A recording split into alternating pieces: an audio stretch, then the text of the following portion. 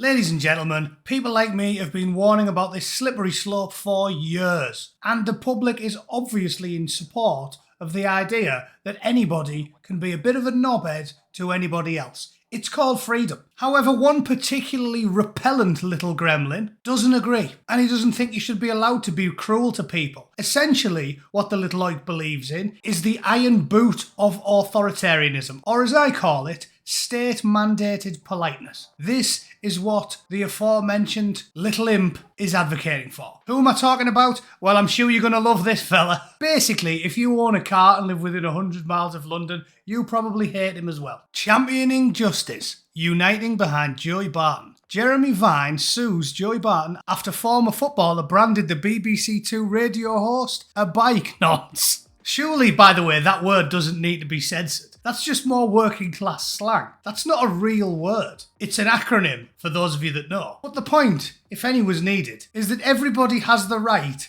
to be a knobhead. I've had hundreds of death threats over the last few years, particularly from the followers of my favourite illiterate epileptic desert midget. And I've had loads of people calling me loads of names. Who cares? You know, I like an old adage, and sticks and stones may break my bones is one of my favourite. It's just self-evidently true. It's good for you if you learn to stand on your own 2 feet, grow a spinal column, and not shit your pants and run away as soon as someone's a little bit mean to you. However, all of this is irrelevant because, as usual, Jeremy Vine is not only a truly vile, detestable, lamentable, odious, champagne socialist of the worst kind, he is, as are all socialists, a galloping hypocrite, as we see here. Jeremy Vine says accused BBC radio presenter is like the Jimmy Savile of trolling. He told a jury, "This is not a regular troll, this is the Jimmy Savile of trolling." So, you aren't allowed to be rude to Jeremy Vine, but Jeremy Vine can call you the king of the pedos. How very BBC of him, eh?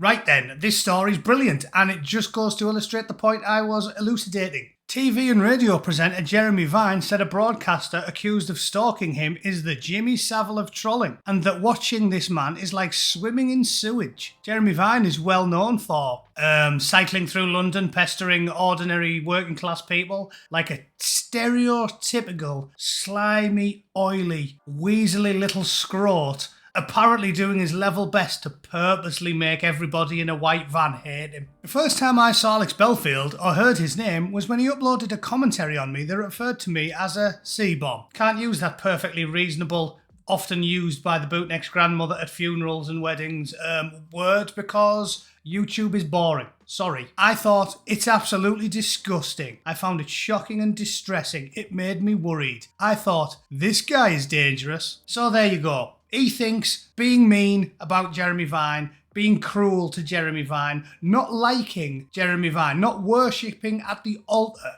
of hypocritical middle-class arsehole Jeremy Vine makes you a bad person, but not only that, the state should intervene and arrest you for being a bad person.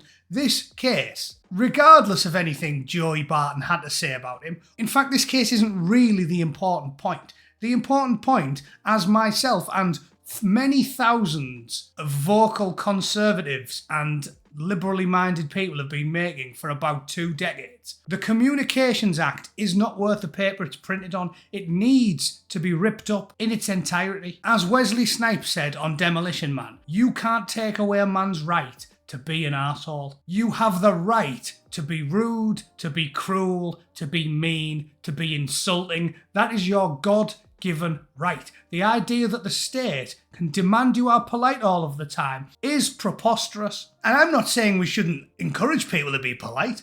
I'm very polite in my day-to-day life. I'm a people person. When I'm not ranting or talking to woke people, I like people. I'm a very sociable chap. You don't talk as much as me without making a lot of friends. I always remember my P's and Q's, but that's my prerogative. If you want to be a wanker all of the time, I support your right to be one. Why? Not because I just like it and it makes me feel good.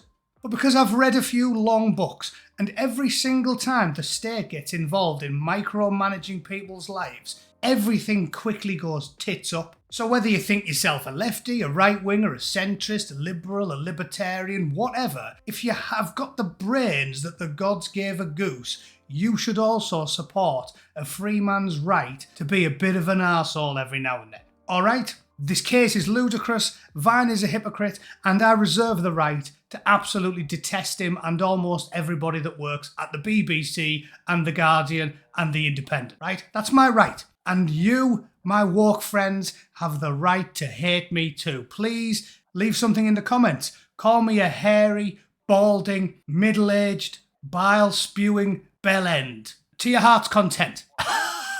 I encourage and promote such things because I've read a few history books and I know where this stupidity leads us. We are circling the drain, ladies and gentlemen. We truly are, when you can actually drag someone through the courts for this twaddle. But that's just my opinion. As always, I am doing a live stream tomorrow on Saturday. Be there or be square. I'll see you all then. Start at 7 p.m. UK. Come on in, enjoy yourselves. I'll also do a giveaway. I'll ferret through my drawers and find something to give to one of my members as a pointless keepsake, and it won't be worth any money except possibly after I drink myself to death, because even the shittest artists inexorably see their works go up in value once they kick the bucket. So yeah, there's that to look forward to. Have a good Friday. See you in the morning. See you tomorrow. Toodle pip. Cheers.